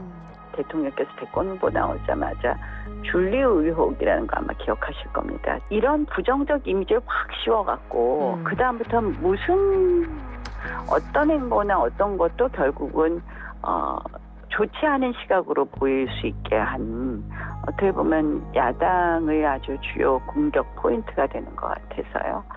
사실은 그런 의혹 자체가 굉장히 여성에 대한 또 공격 아니었습니까? 그래서 이거는 좀 지나치다 하는 생각이 듭니다. 나경원 의원 같은 경우는 이제 건전한 비판이 아니라 여성에 대한 공격 아니냐, 이런 시각을 드러냈거든요. 그건 어떻게 보세요? 대표적으로 근데 그게 줄리 아닙니까? 줄리. 이게 재판 과정에 새빨간 거짓말로 드러나고 있지 않습니까? 지금 줄리 아무 증거도 없이 마치 이게 기성사실화식에서 공개를 했고요. 그다음에 그 학력도 마찬가지예요. 우리 인터넷 노잖아요. 이분이 경기대 학사, 숙명여대 석사, 국민대 박사고요. 박사입니다. 그다음에 서울대학교 경영전문대학원 경영학과 경영전문 석사 돼 있잖아요. 이걸 가지고 뭘 학력을 위조했다고 어쩌고 저쩌고 박사까지 한 훌륭한 게 그 커리어 우먼 아닙니까? 저도 옛날에 국회의원 한번 예비후보 나가 보니까요. 선거운동은 부부밖에 못해요. 이 말은 게 부부가 같이 선거운동하고 우리 표를 줄 때 부인도 봅니다. 대통령 뽑을 때 영부인도 봅니다. 그만큼 이게 중요한 지위예요. 그래서 우리가 제2부속실도 두자는 거 아닙니까? 그러면 그게 맞게 되는 더 당당하게 활동하기 맞고 지금 계속 이 야당은 줄리부터 시작해서 학력 위조부터 경력 위조 지금까지 파우치페이까지 지금 이게 계속 공격을 하고 있잖아요. 이렇게 집요하게 스토커에 가깝도록 영부인을 공격하는 저는 이런 야당을 역대 본 적이 없습니다. 예. 뭐 조금 전에 그래픽 보여주시면 좋을 것 같은데 정청래 의원은 오늘 SNS에 저렇게 지가 뭔데 저 발언은 이제 법사위에서 있었던 발언이죠. 저 발언을 그대로 국민의힘에 돌려주고 싶다 뭐 이런 의미일까요? 어떻게 봐야 될까요? 뭐 그대로 돌려준 것 같아요. 뭐 예전에 정청래 의원이 경고를 했을 때 송석준 의원에게 지가 뭔데라는 곽규택 의원인가요? 곽규택 의원이요. 맞아요. 말입니다. 지가 네. 뭔데라고 해서 이걸 했는데 이걸 그대로 돌려줬다. 이건 뭐냐면 대통령이 아닌데 대통령의 부인이 대통령인 것처럼 행동한다는 거거든요. 근데 이제 저런 자살 예방을 위해서 저런 행동을 가서 뭐 응원하고 할 수 있는 거 참 좋습니다. 그런데 자꾸 뭔가를 지시하는 듯한 언어를 쓰고 지시하는 듯한 행동을 쓰는 것 자체가 좀 불편한 거예요. 국민들 입장에서 보면. 좀 그냥 저기에 가서 그냥 묵묵히 과거 유경수 여사처럼 응원을 한다거나 이렇게 복돋아주는, 힘을 복돋아주는 거, 뭐 요 정도 수준에서 하면 좋을 것 같은데 요렇게 해야 된다라거나 요렇게 지시를 내리는 듯한 모습은 굉장히 좋지 않아 보이고 자꾸 뭐 괴담이다, 줄리오그다, 학력위조다 이렇게 얘기를 하잖아요. 그런데 이게 다 먹히고 국민들은 그걸 진실이라고 다 생각하고 있어요. 그런데 야당에 대해서는 제대로 수사가 되지, 여당에 대해서 제대로 수사가 되지 않기 때문에 또는 대통령 측근에 대해서 수사가 되지 않기 때문에 진실이 아닐 뿐이다라고 생각하는 거거든요. 결국에는 뭐 대통령실이 윤석열 대통령이 이런 부분을 수습해주고 정리를 해줘야 되는데 전혀 수습하지 않고 감싸기만 하고 있기 때문에 정리가 안 되는 것이다 이렇게 말씀드립니다. 예. 야권의 공세가 계속되는 상황에서 최상병 순직 사건 당시 김건희 여사에게 임성근 전 사단장의 구명을 부탁했다는 이른바 구명 로비 의혹에 발단이 됐던 단체 대화방이 있었죠. 그 단체 대화방 참여자들이 기자회견을 했습니다. 관련 의혹을 전면 부인했는데요. 목소리 들어보시죠. JTF에서는 사전에 연락을 하거나 오늘 발표할 내용, 질의응답할 내용에 대해서 어떠한 접촉도 하지 않았다는 말씀을 미리 드리겠습니다. 7월 17일에 제가 장경태 의원실 찾아가서 이 상황에 대한 실체적 진실을 알 수 있는 녹취 파일을 들려줘요. 근데 한 30분 가량 되는 녹취 파일이었는데 한 5분 정도 듣다가 뭐 이거 들을 필요 있나요? 저희는 답은 정해져 있는데 라고 하고 뭐 매체를 통해서 그 녹취 파일 일부가 공개된 걸로 알고 있고요. 제가 이제 그때 마음이 완전히 돌아선 겁니다. 이 사람들은 어떤 최해병 순직의 진상 규명에 관심이 있는 게 아니구나. 네, 그 단톡방, 그러니까 해병대 출신들의 단톡방인데 그냥 친분 있는 사람들의 단순한 대화방이었다 이렇게 반박을 하고 있는 건가요? 그렇죠. 지금 이제 그 단체방에서 넣어가지고 이제 그 장경태 의원실에 갔는데 물 드시고 천천히 하시죠. 예. 제보를 이제 그 정확하게 듣지도 않고 답은 정해져 있다 이런 식으로 이제 이거 했다는 거고요. 그리고 이제 거기에 단체방 중에 한 분이 변호사가 있는데 이분이 그 1인 3역을 했다는 거죠.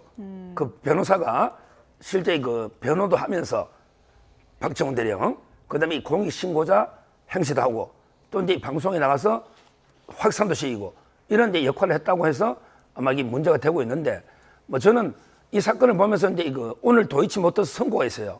오늘 도이치모터스. 근데 그게 주가 조작했던 사람이거든요. 근데 그분이 김건희 여사하고 이제 뭐 오빠 뭐 이랬다는 건데 그게 상처를 보십시오. 도이치모터스 어떻게 공범인데 연락을 했겠습니까? 전혀 연락한 적이 없고 이 오빠라는 거는요 옛날에 했다는 거예요. 옛날에 한참 전에. 그러니까 이제 최근에 한 게 아니잖아요. 그러니까 임성근 사단장 구명과는 전혀 무관한 이런 이제 사건입니다. 이걸 저는 장경태 의원도 아마 이게 본인도 뭐 특검에 그걸 포함시키자 했잖아요. 책임을 져야 되는 거고 그다음에 이거 변호사나 그다음에 이거 다 저는 조사를 해봐야 제보 공작이 아닌가 이렇게 봅니다. 임성근 사단장 구명로비 의혹의 발단이 된 근거가 이 단톡방이잖아요. 이 단톡방과 관련해서 이 대화방에 참여했던 사람들이 기자회견까지 열어서 이것은 억측이다라고 주장을 했는데 어떤 부분을 좀 강조하고 싶었던 걸까요? 저는 실은 단톡방에 있는 이분들이 왜 기자회견을 한지 모르겠어요. 이분들은 문제가 없는 분들이에요. 임성근 사단장 구명 로비와 관련해서는 김건희 여사의 굉장히 도이치모터스 주가 조작에 연루되어 있는 이모 씨가 김기현 변호사에게 이기현 변호사인가요? 그 변호사에게 내가 임성근 사단장 구명을 좀 해보겠다. 사표 쓰지 말라고 했다. 이런 얘기들이 나오고 있기 때문에 임성근 사단장 구명 로비를 위해서 김건희 여사와 도이치모터스 주가 조작 이모 씨가 같이 협의한 거 아니야? 이런 얘기거든요. 그렇다면 이분들의 대화가 진실이냐 팩트냐가 중요한 것이지 단톡방에 있는 다른 사람들의 문제는 상관이 없는 문제다 이런 생각이 들고요. 이 문제도 마찬가지예요. 대통령이 수습을 하셔야 돼요. 이게 뭐 장관은 대통령과 통화한 적이 없다. 외교부 장관도 마찬가지다. 대통령도 통화한 적 없다고 했는데 다 통화했잖아요. 그리고 박정훈 대령은 기소해버리고 그리고 이 수사 기록을 회수해요. 국방부에서 경찰에서 회수해오고 이런 것들이 석연찮은 부분들이 있으면 내가 이런 게 없다라고 하는 것보다는 뭐 수사를 해서 빨리 정리를 하면 되는 거예요. 자꾸 안 하고 피해가니까 사건만 커졌다라고 말씀드립니다. 어쨌든 뭐 구명 로비가 억측과 추측이다. 그 주장을 하기 위해서 저 단톡방 참여자들은 어제 기자회견을 연 것 같고요. 이건 추후의 사실관계를 따져봐야 될 부분이고요. 끝으로 조금 전에 김건희 여사 요즘에 광복행보하고 있다는 거 저희가 소개를 해드렸는데 뭐 갖가지 의혹들 있잖아요. 지금 뭐 구명 로비라든지 아니면 명품백 뭐 수수 사건 등등 해서 주가 조작 사건 관련해서 지금은 그런 사법 리스크나 의혹들에서 어느 정도 나는 좀 자유로워졌다. 이런 자신감의 표현이다. 이렇게 보는 시각도 있던데 그건 어떻게 보세요? 그렇다고 봐야죠. 아마 근데 이거 파우치는요, 명품백 이거는 이제 수사심의위원회까지 다 열어서 만장일치로 이제 불구속 불기소 결정이 났고요. 그다음에 이거 오늘 도이치모터스는 이제 선고를 봐야 되겠죠. 아마 권오수 회장이 어떻게 노는가. 거기에 따라서 좀 달라질 거니까 한번 지켜봐야 되고요. 뭐 저는 제보 좀 전에 그 구명 로비 있잖아요. 이거는 새빨간 이건 거짓말입니다. 아니 어떻게 공범하고 전화를 주고받고 오빠 하면서 이게 연락을 하겠습니까? 지금 선고 이렇게 특검한다고 야당이 그러는데 이거는 저는 새빨간 거짓말이기 때문에 이미 두 개는 클리어하게 됐다 보고 도이치모터스는 오늘 판결 보고 또 대응이 나오지 않을 거라 봅니다. 어쨌든 야당에서는 모든 의혹이 아직 해소 안 됐다면서 특검 카드를 계속 들고 있는 상황이기 때문에 당분간 논란은 계속 될 것 같습니다. 서정욱 변호사, 이승훈 변호사 두 분이었습니다. 고맙습니다. 고맙습니다.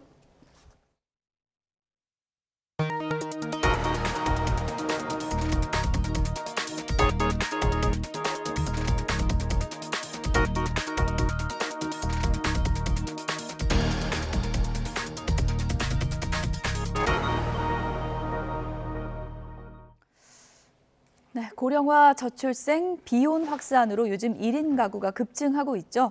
28년 뒤인 2052년 1인 가구 비중이 41.3%까지 커져서 1,000만 가구에 육박할 것으로 전망이 됐습니다. 이승은 기자입니다. 2022년 기준 1인 가구는 739만 가구로 전체 가구 가운데 34.1%를 차지합니다. 통계청은 저출생 고령화와 결혼을 하지 않는 현상 때문에 1인 가구 비중이 2052년 41.3%로 7.2%포인트 증가할 것으로 내다봤습니다. 숫자로 보면 30년간 223만 1,000가구 늘어나 2052년 962만 가구입니다. 1인 가구와 부부 가구가 늘어나는 반면에 자녀와 함께 사는 가구 비중은 줄면서 1, 2인 가구 비중은 2052년 76.8%로 증가할 전망입니다. 이에 따라 2022년 2.26명인 평균 가구 원수는 2034년에 2명 선이 깨진 뒤 2052년 1.81명이 될 것으로 예측됐습니다. 통계청은 또 가구주가 65세 이상인 고령자 가구 비중이 2022년 24%에서 2052년 50.6%로 30년간 2.3배 증가할 것으로 전망했습니다. 숫자로 보면 고령자 가구는 2038년 1000만 가구를 돌파한 뒤 2052년 1178만 8천 가구가 될 것으로 보입니다. 1인 가구도 지금은 20대 비중이 가장 높지만 2052년에는 80세 이상이 23.8%로 가장 많은 비중을 차지할 것으로 전망됐습니다. 총 인구는 2020년을 정점으로 감소 추세지만 총 가구는 1인 가구 증가로 점점 늘어나서 2041년에 정점을 찍고 2052년 2327만 7천 가구에 이를 전망입니다. YTN 이승은입니다. 한국은행이 이달 발간한 통화신용정책 보고서를 통해 물가가 목표 수준에 수렴할 것이라는 확신이 강해지고 있다고 밝혀 다음 달 기준금리 인하 가능성을 시사했습니다. 보고서 작성을 주관한 황건일 금융통화위원은 물가가 목표 수준에 수렴할 것이라는 확신이 강해지고 있고 환율도 레벨이 한 단계 하향 조정되고 있다고 판단한다고 설명했습니다.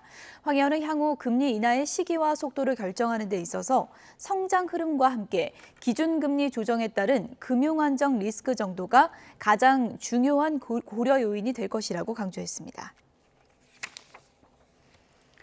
36조 태아 낙태 사건을 수사하고 있는 경찰이 의료진과 브로커 각각 1명을 추가 입건했습니다.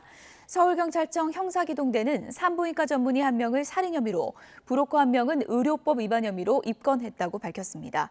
경찰은 원장이 아닌 다른 전문의가 임신 중절 수술을 집도한 것으로 확인해 입건했다면서 이 집도인은 해당 병원이 아닌 다른 병원의 소속이라고 밝혔습니다. 핫한 이슈를 전문가에게 묻습니다. 이슈콜입니다.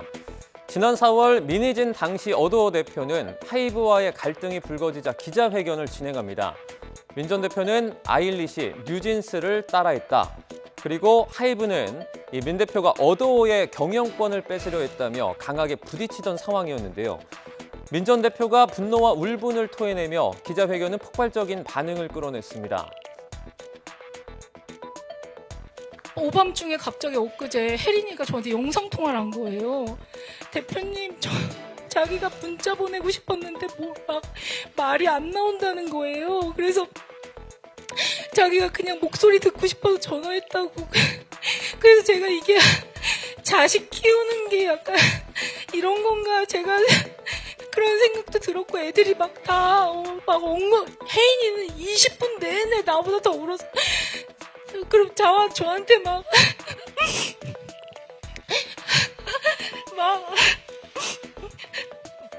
자기가 고마운 게 너무 많대. 근데 자기 힘들 때 내가 도와줬는데 자기는 못 도와줘서 자기 막 미치겠다는 거예요. 혜인이가 막. 이후에 하이브는 민희진 전 대표를 해임하려고 하지만 가처분 소송에서 패소하기도 했죠. 결국 지난달 27일 경영과 제작 업무를 분리한다는 이유로 민 전 대표를 해임을 한 뒤에 김지영 사내이사를 신임 대표로 선임했습니다. 민 전 대표 경영에서 손을 떼고 이 제작만 담당을 하라는 지시에 반발했지만 이 하이브는 절차의 적법함을 강조했습니다. 이런 와중에 뉴진스 멤버들이 침묵을 깨고 어제 입을 열었는데요. 긴급 라이브 방송을 켜고 민 전 대표의 복귀를 촉구했습니다. 직접 들어보시죠. 대표님 너무 불쌍하고, 그리고 하이브가 그냥 비인간적인 회사로만 보여요.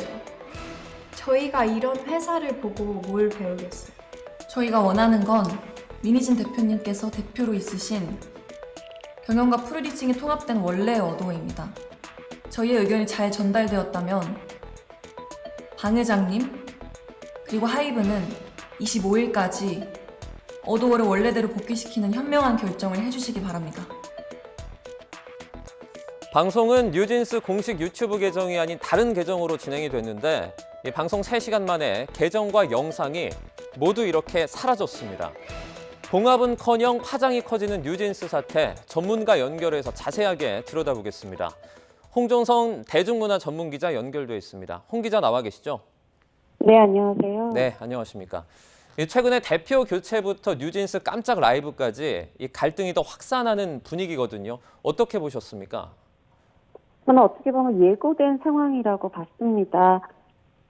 일단 민희진 대표가 그 가처분 처분 금지에서 승소를 했고, 그것으로 인해서 또 그 뒤에 기자회견을 통해서 한 수 접겠다, 뉴진스의 미래만 생각하고 팬들이나 주주의 입장을 생각하겠다라고 했을 때 네. 아마 뉴진스 멤버들은 이대로 좀 상황이 해결될 거다, 혹은 우리의 대표, 우리의 표 들썩, 지금까지 우리를 있게 한 어머니가 돌아올 거다고 기대를 했을 겁니다.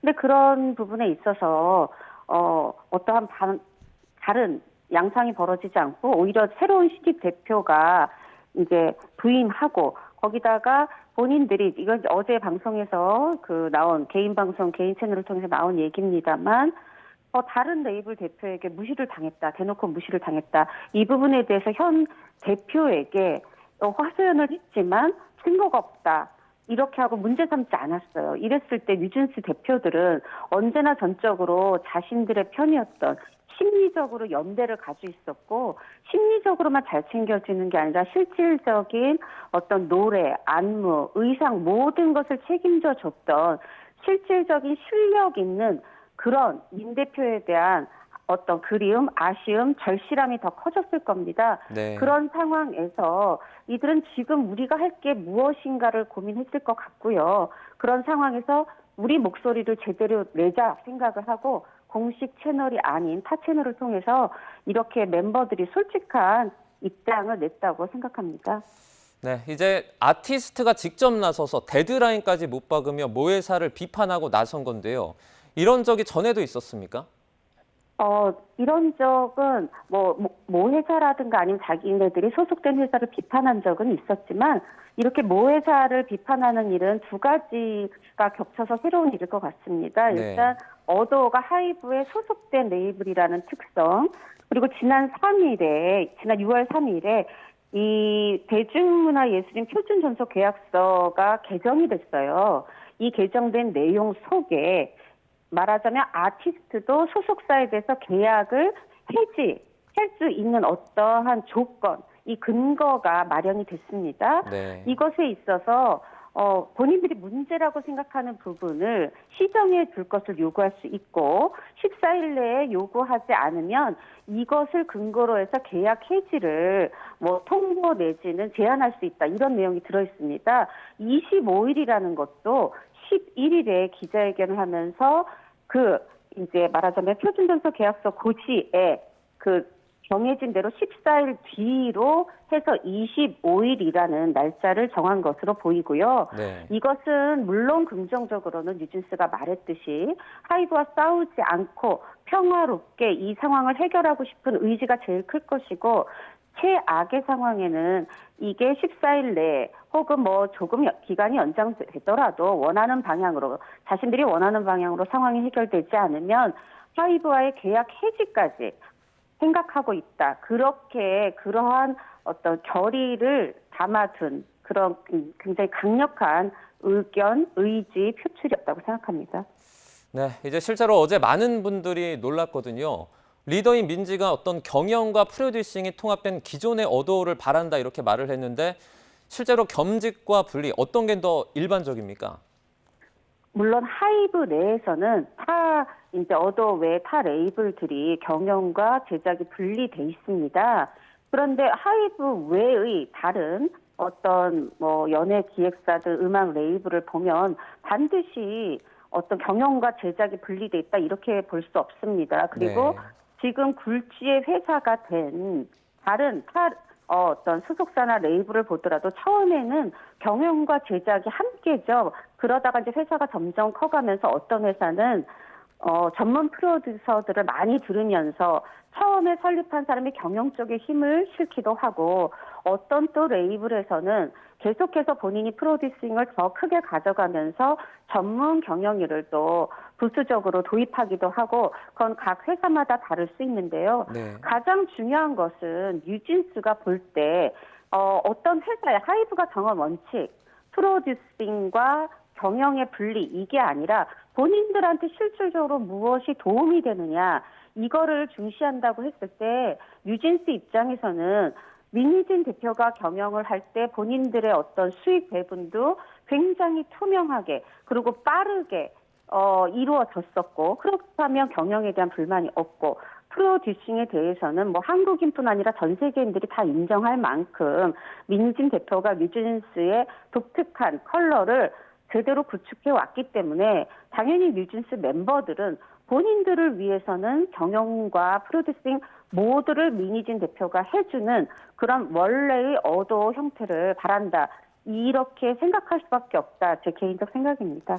네, 어제 이 영상이 3시간 만에 계정과 함께 삭제됐습니다. 주변의 반응이나 하이브의 압박 등이 좀 작용했다고 보세요? 저는 뭐 압박도 있었을 거고 주변에 조언이나 권고도 있었을 거고 그런데 결국 그 삭제는 뉴진스가 하이브와 잘 대화를 통해서 이 상황을 해결하고 본인들이 원하는 거를 관철시키는 방법의 일환으로 저는 삭제의 어떤 요구가 있었다 해도 그거에 동의했다고 생각이 들고요. 네. 그리고 충분히 많은 분들이 이 내용을 다 봤다고 생각했기 때문에 삭제에 동의했다고 생각합니다.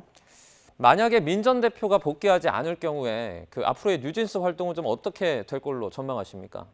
저는 앞으로의 뉴진스 활동은 만약에 민 대표는 복귀하지 않고 근데 하이브와의 계약 해지도 제대로 되지 않고 그럴 때 과연 이 꼭두각시 인형도 아니고 살아있는 사람이고 자기 의지를 가진 아티스트인데 거기다가 본인이 굉장히 이 무대를 즐겨야 팬들도 즐거울 수 있는 그런 뮤지션이라는 측면으로 생각할 때 하이브 측에서도 혹은 신임 어도의 대표도 그 활동이나 무대를 강제할 수는 없을 거라고 생각이 들고요. 네. 결국은 이게 조직적으로 체계적으로 잘 해결이 돼서 뉴진스가 다시 하이브 어도의 이름으로 무대에 서든 아니면 또 다른 이 계약 해지를 다 끝내고 민희진 대표와 다른 회사의 이름으로 활동을 하든 저는 시기가 조만간 정말 금세일지 나중일지 모르지만 결국은 굉장히 재능이 있는 걸그룹이기 때문에 뉴진스의 활동은 이어질 것이다. 그런데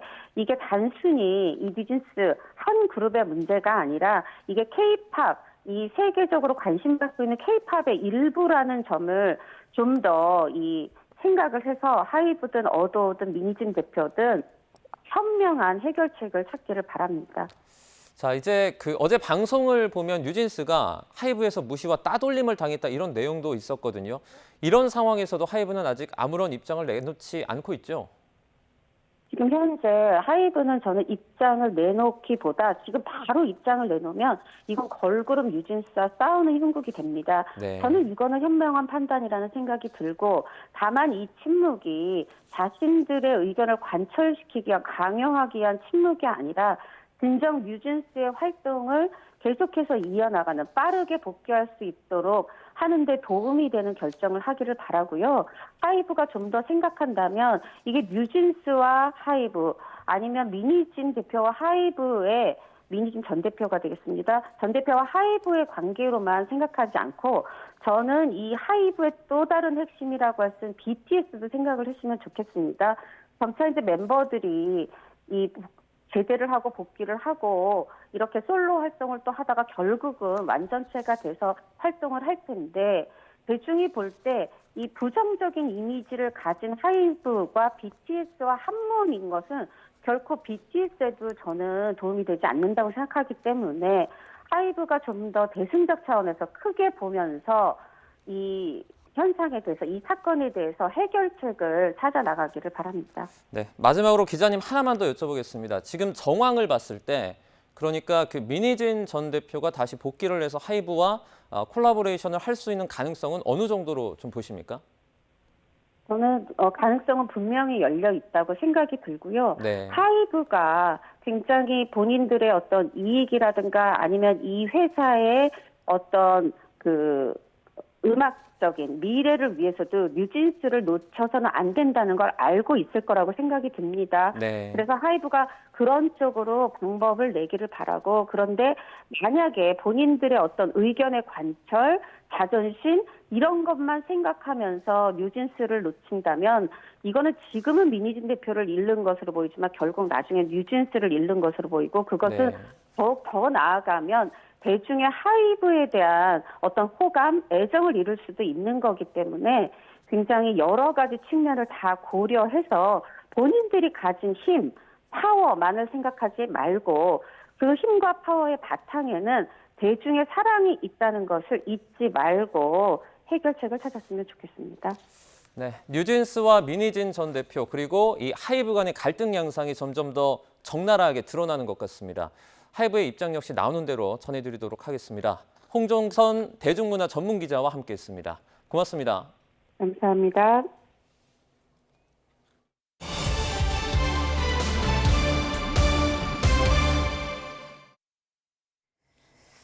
이상기후의 병해충 위협으로 과수농가의 어려움이 갈수록 커지고 있습니다. 올해 추석을 앞두고 국내 기술로 개발한 새 과일 품종들이 시장에 나오면서 농가의 돌파구가 될지 주목되고 있습니다. 황보혜경 기자입니다. 추석 명절을 앞두고 배 수확이 환창입니다. 우리 기술로 개발한 신화배로 해외 도입종인 신고보다 당도가 더 높습니다. 이른 명절에는 충분한 당도가 안 올라서 좀 아쉬움이 많습니다. 신화는 같은 기간 했을 때 한 열흘 정도 숙기가 빠르다 보니까 우리나라는 신고배가 전체의 85%, 사과는 후지종이 62%를 차지할 정도로 특정 품종 의존도가 높습니다. 그렇다 보니 이상기후나 병해충 피해가 발생하면 생산량이 줄어들고 가격 상승에도 영향을 미칩니다. 최근 5년 중 개화기 냉해가 발생하지 않는 해는 2022년뿐이었으며 특히 23년은 냉해와 탄저병이 동시에 발생해서 과실 생산이 크게 감소하였습니다. 과일 품종을 다양화해 위험 요인을 분산해야 한다는 목소리가 커지자 국가 차원에서 새 품종 개발을 추진하고 있습니다. 그 결과 탄저병에 상대적으로 강한 아리수 사과는 보급 10년 만에 재배 면적이 여의도 면적의 3배로 늘었습니다. 지난해부터는 이지플과 아리원, 감노사과도 판매를 시작하면서 이번 추석에는 더 많은 품종이 차례상에 오를 수 있게 됐습니다. 품종 개발은 많은 비용과 시간이 소요되기 때문에 특히 과수에서는 민간에서 하기 어렵습니다. 농촌진흥청이 국가 차원의 육종 사업을 주도적으로 추진하였고 그 결과 다양한 과일 품종을 개발해 보급하고 있습니다. 다만 신품종은 아직 재배 농가가 많지 않아 시장에 안착하기까지 시간이 오래 걸린다는 한계도 분명합니다. 농진청은 새로 개발한 품종이 안정적으로 재배되도록 전문 생산단지를 만들고 유통망을 별도로 구축해 경쟁력을 확보한다는 계획입니다. YTN 황보혜경입니다. 한덕수 국무총리는 어제부터 오는 25일까지 운영하는 추석 명절 비상응급 대응 주간 동안 그동안 준비했던 여러 대책이 현장에서 제대로 집행되도록 최선을 다하겠다고 말했습니다. 한 총리는 오늘 오전 의사 집단행동 중대본 회의를 주재한 자리에서 중증도에 따라 환자를 수용하는 병원을 달리해 응급실 쏠림 현상을 최소화해 나가겠다며 이같이 밝혔습니다. 이를 위해 중증 응급 환자는 권역 거점 지역센터에 우선 수용하고 경증과 비응급 환자의 경우에는 중소병원 응급실이나 가까운 당직 병의원에서 치료를 받도록 하겠다고 언급했습니다. 더불어민주당 진성준 정책위의장은 의정 갈등 해소를 위한 여야 의정협의체 구성 시 명실상부한 의료계 대표의 참여가 없는 이른바 식물협의체는 아무런 의미가 없다고 밝혔습니다. 진 의장은 정책조정회의에서 정부 여당이 의료계를 자극하는 대책만 내놓는데 의료계가 협상 테이블에 나와 앉겠느냐며 이같이 지적했습니다. 이어 대통령이 정책 실패를 인정하고 국민께 진심 어린 사과부터 하는 게 우선이라며 보건복지부 장관 차관 경질과 문책도 반드시 뒤따라야 한다고 강조했습니다.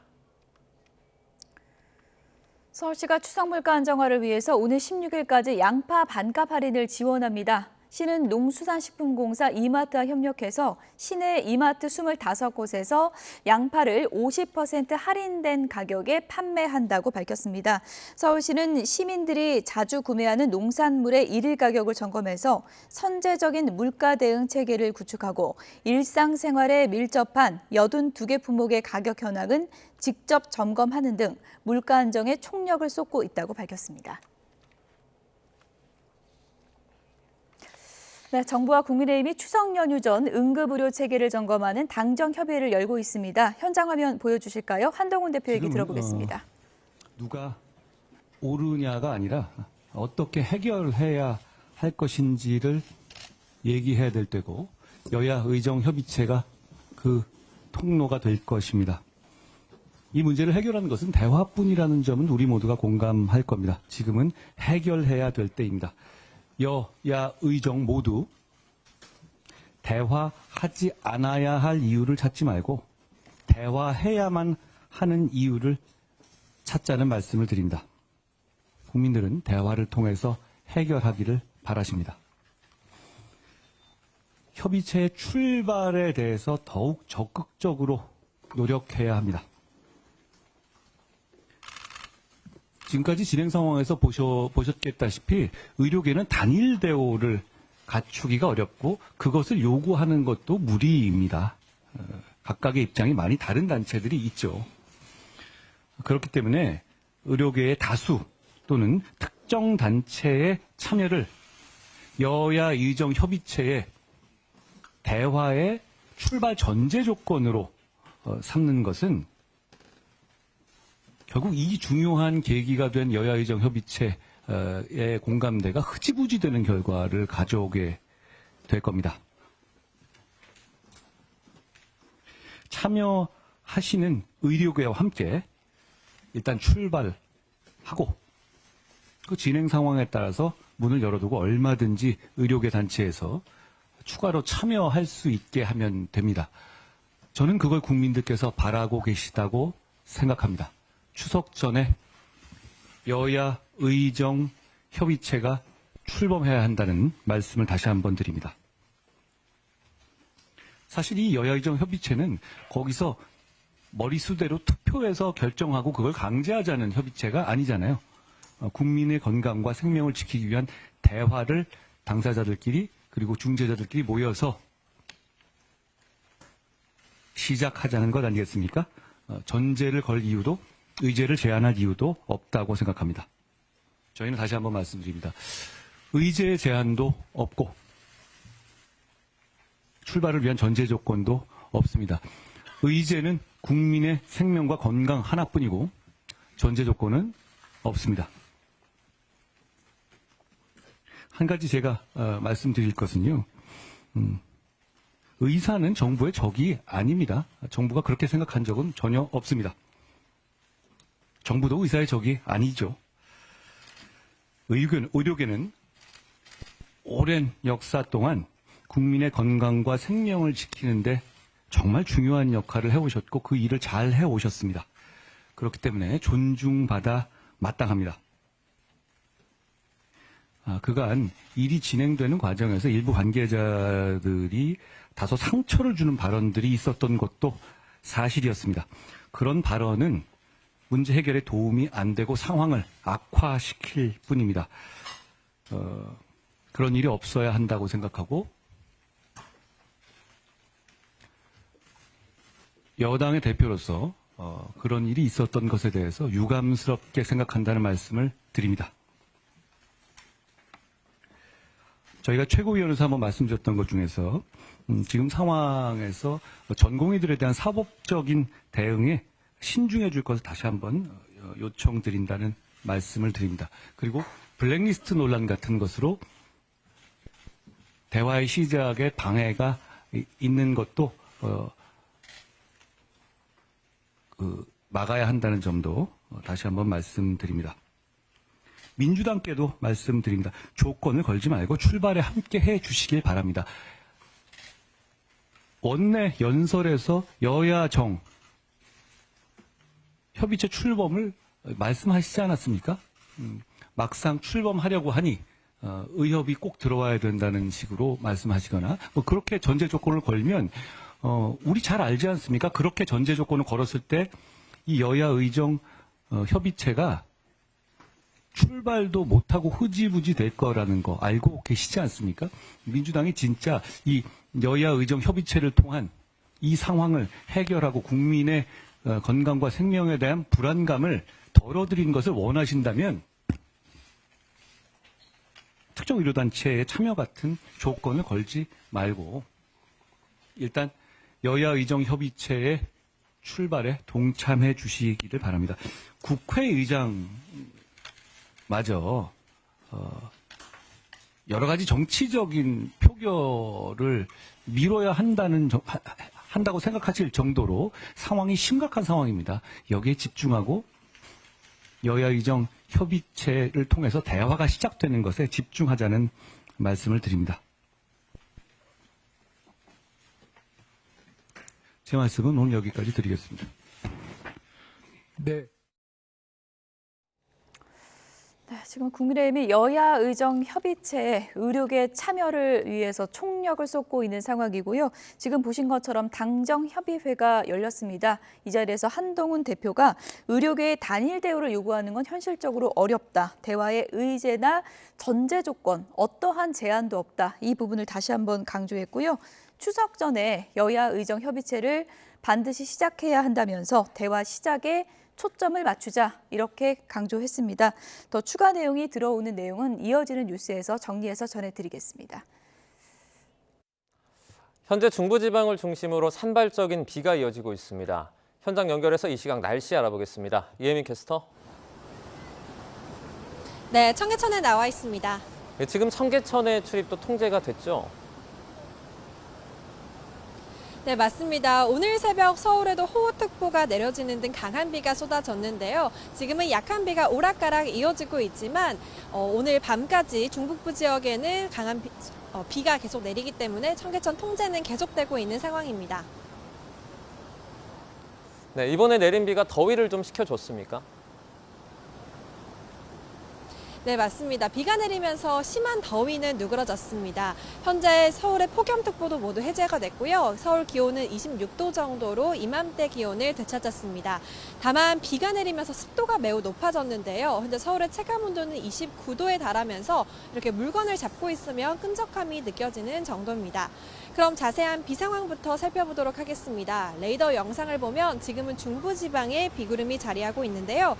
붉은색의 강한 비구름이 자리한 경기 남부와 영서 남부에는 호우특보가 발령 중입니다. 남부와 제주도에도 산발적인 비가 내리지만 오늘 오후면 잦아들겠습니다. 다만 서울 등 수도권과 강원도는 내일 오후까지도 오락가락 비가 이어지겠는데요. 내일까지 중부지방에 많게는 80mm가 넘게 내리겠습니다. 중북부 지방은 폭염특보가 해제된 가운데 한낮에 서울 27도, 강릉은 26도로 심한 더위는 주춤하겠습니다. 반면 충청 이남으로는 여전히 폭염특보가 발령 중인데요. 오늘 한낮에 광주는 34도, 대구 32도까지 올라서 덥겠습니다. 경기 북부와 강원 북부는 모레까지도 비가 오락가락 하겠고요. 내일은 충청 이남에, 모레는 중북부 지역에 소나기가 지나겠습니다. 추석 연휴 동안 다시 30도 안팎의 늦더위가 고개를 들겠는데요. 연휴 비 상황은 중국으로 향하는 태풍 버빙카가 남긴 수증기의 영향을 받을 전망입니다.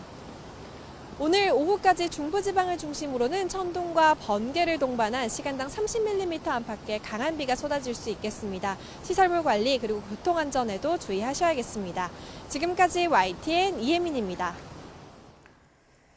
뉴스나우 오늘 순서는 여기서 마치겠습니다. 내일도 생생한 뉴스로 찾아뵙겠습니다. 여러분 고맙습니다.